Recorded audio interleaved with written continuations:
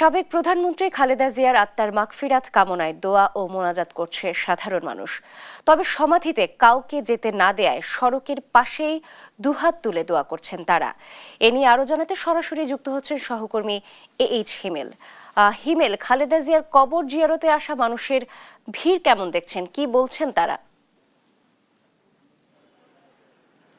নাবিলা, আমরা সকাল থেকে এই যে উদ্যান সেই যে উদ্যান পর্যবেক্ষণ করছি। আমরা দেখছি যে ফজরের নামাজের পরপর থেকে কিন্তু সাধারণ মানুষ এবং বিএনপির নেতাকর্মী সহ নানা রাজনৈতিক দলের নেতাকর্মীরাও কিন্তু এসেছেন এবং তারা কিন্তু বেগম জিয়ার যে কবর রয়েছে সেটি জিয়ারত করার জন্য চেষ্টা করছেন। কিন্তু সকাল থেকে এই জিয়া উদ্যানের যে দুটি প্রবেশমুখ রয়েছে সেটি কিন্তু বন্ধ ছিল। আমরা দেখেছি যে এই মাত্র কিন্তু যে উদ্যানের যে কবর প্রেসিডেন্ট জিয়াউর রহমান পাশে যে বেগম জিয়াকে সমাহিত করা হয়েছে সেটি যেন জিয়ারত করতে পারে সেজন্য কিন্তু এই মাত্র কিন্তু খুলে দেওয়া হচ্ছে প্রবেশমুখ।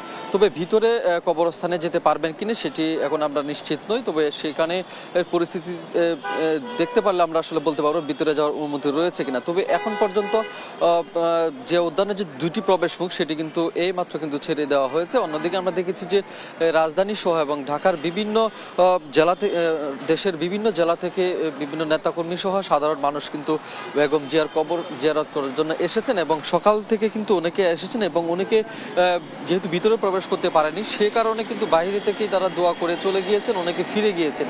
তবে তারা কিন্তু আহ্বান জানিয়েছেন যেন কবর জিয়ারত করার জন্য যেন উন্মুক্ত করে দেওয়া হয়। সর্বশেষ কিন্তু এইমাত্র প্রবেশমুখ দুটি খুলে দেওয়া হয়েছে। তবে কবরস্থান পর্যন্ত যেতে পারবেন কিনা সেটি কিন্তু আমরা পরে জানাতে পারবো।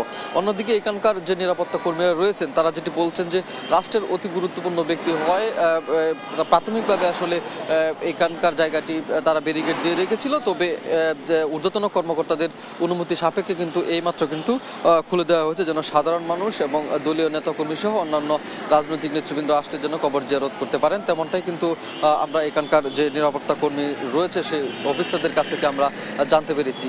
সকালবেলা থেকে যে নেতাকর্মী এবং সাধারণ মানুষ এসেছেন তারা যেটি বলছেন যে অনেকে কিন্তু গতকাল যে জানাজা হয়েছে দুপুরের পর সেই জানাজায় অংশ নিয়েছেন। অংশ নেওয়ার পর থেকে তারা আসলে ঢাকার বাইরে আসলে যাননি। তারা যেটি বলছেন যে যেহেতু জানাজায় এসেছেন আজ তারা কবর জিয়ারত করে তারপর ঢাকা থেকে তারা বের হবেন, তেমনটাই কিন্তু আশা করছিলেন এখানকার সাধারণ মানুষ এবং দলীয় নেতাকর্মীরা।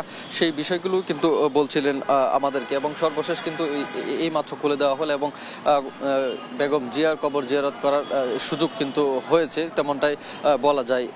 অন্যদিকে আমরা দেখেছি যে এইখানকার যে তেজগাঁ যে ট্রাফিক মোড়টি রয়েছে সেই ট্রাফিক মোড়ের যে অংশটি রয়েছে সেই অংশটি আটকে দেওয়া হয়েছিল এবং অন্য প্রান্তে রাস্তার অন্য প্রান্ত যেটি রয়েছে সেটি কিন্তু আটকে দেওয়া হয়েছিল।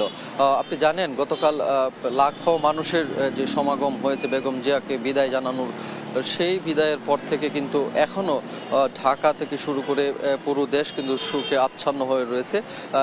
যদিও আপনি জানেন যে প্রতি বছর উৎসব মুখর এবং উদ্দীপনার মধ্য দিয়ে প্রতি বছর শুরু হয়, যেহেতু আজ 1 জানুয়ারি, কিন্তু আসলে আমাদের এই বাংলাদেশে বেগম জিয়ার মৃত্যুতে কিন্তু এখনো ঢাকা এবং পুরো দেশ কিন্তু শোকে আচ্ছন্ন রয়েছে।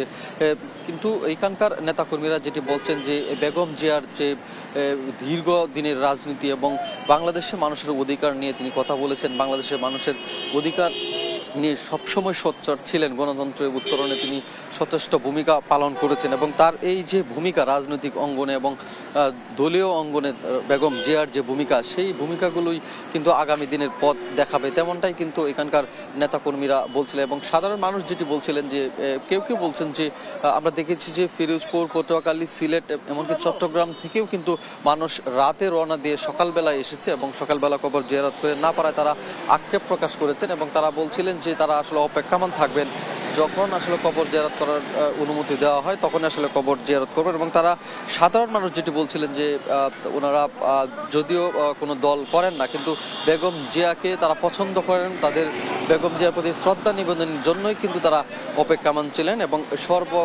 সর্বশেষ কিন্তু এইমাত্র যে রাস্তা জিয়া উদ্যানের যে রাস্তাটি রয়েছে সেই রাস্তার দুপ্রান্তে কিন্তু খুলে দেওয়া হয়েছে এবং সাধারণ মানুষ এবং যারা কবর জিয়ারত করতে আসছেন, শ্রদ্ধা নিবেদন করতে আসছেন তাদের কিন্তু যাওয়ার সুযোগ হয়েছে। আমরা সেই বিষয়টি কিন্তু এখন পর্যন্ত দেখতে পাচ্ছি।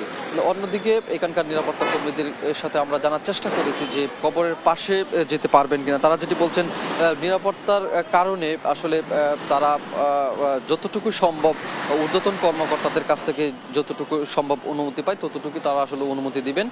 সেখান থেকে আসলে দোয়া এবং কবর জিয়ারত করতে পারবেন সাধারণ মানুষ এবং দলীয় নেতাকর্মী সহ অন্যান্য মানুষ যারা আসছেন, সেই বিষয়ে কিন্তু তারা আমাদেরকে জানিয়েছেন।